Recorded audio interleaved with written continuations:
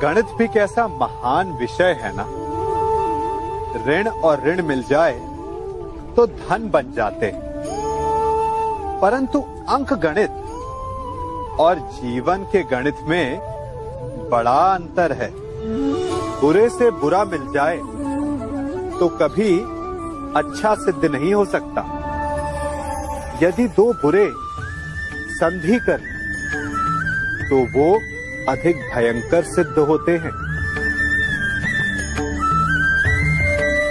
ऐसे में उनकी मित्रता का, उनकी संधि का विच्छेद आवश्यक है, चाहे वो किसी भी भांति हो।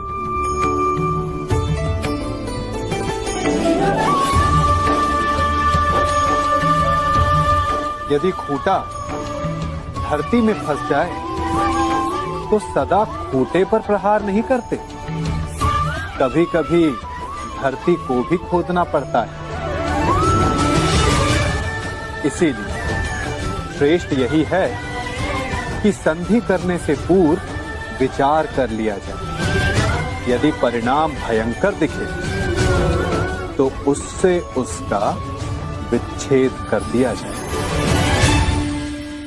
कभी किसी सुरंग से बाहर निकले हैं आप? कैसा ना भूल पाने वाला अनुभव होता है ना। कितना भयावह अनुभव होता है। मानो हर पल ऐसा लग रहा होता है कि यदि इस सुरंग में बंद हो गए तो क्या होगा, कैसे निकलेंगे इस सुरंग से। सर्वत्र अंधकार होता है, परंतु यदि आप ध्यान से उस सुरंग के मुखाने पर देखें तो वहां सदा प्रकाश होता है, और उस प्रकाश तक वही पहुंच पाता है जो सुरंग की छोर तक पहुंच पाए। और ऐसा ही हमारा जीवन भी है। इसी प्रकार कई बार हम स्वयं को निराशा की सुरंग में पाते हैं, जहां बाहर जाने का मार्ग नहीं सूझता। मानो जैसे जीवन आनंद सब समाप्त हो जाएगा।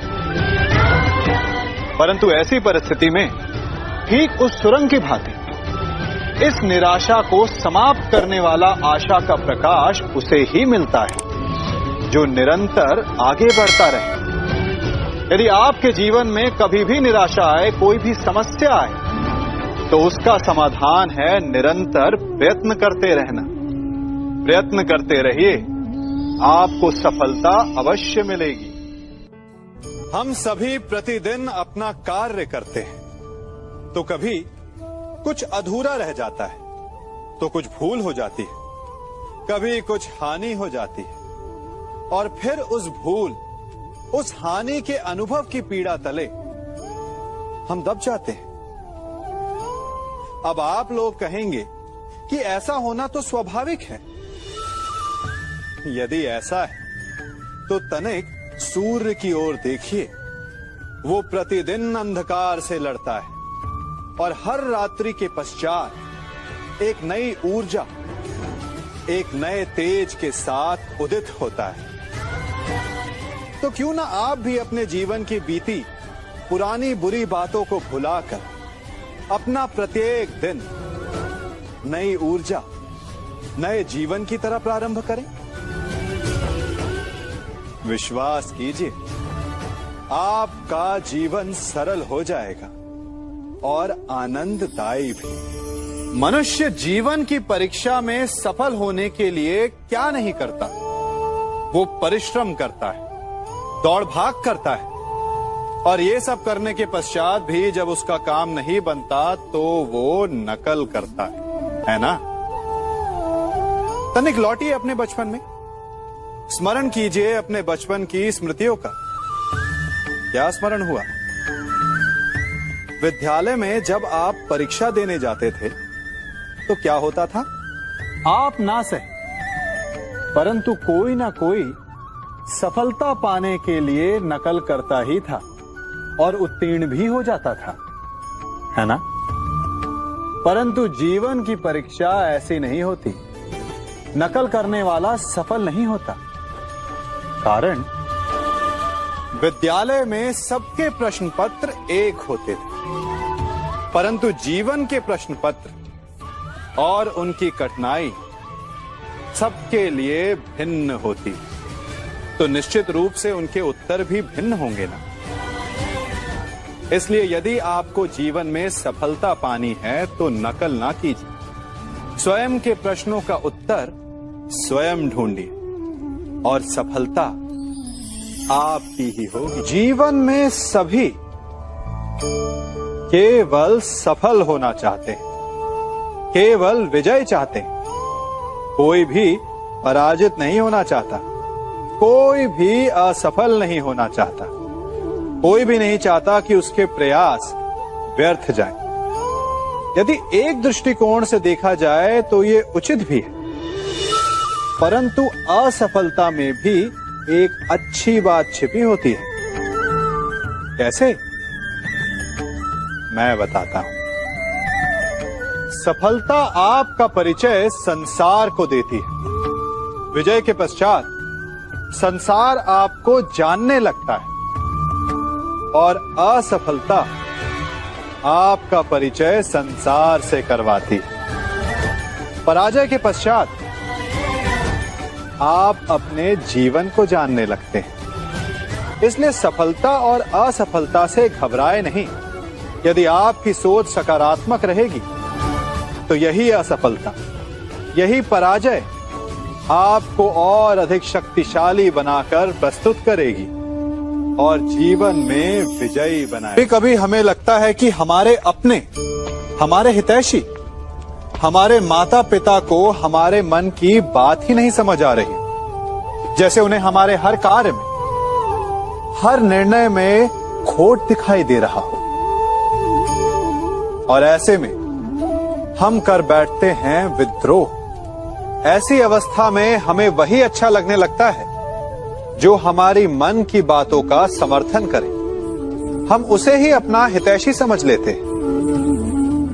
परंतु जो आपसे मीठी बातें कर रहा हो वो आपका हितैषी है, ये आवश्यक नहीं।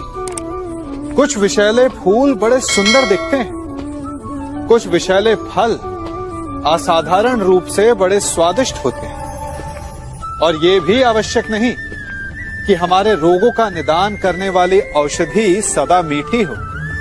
इसलिए विष और औषधि में अंतर को परखने का प्रयास करें।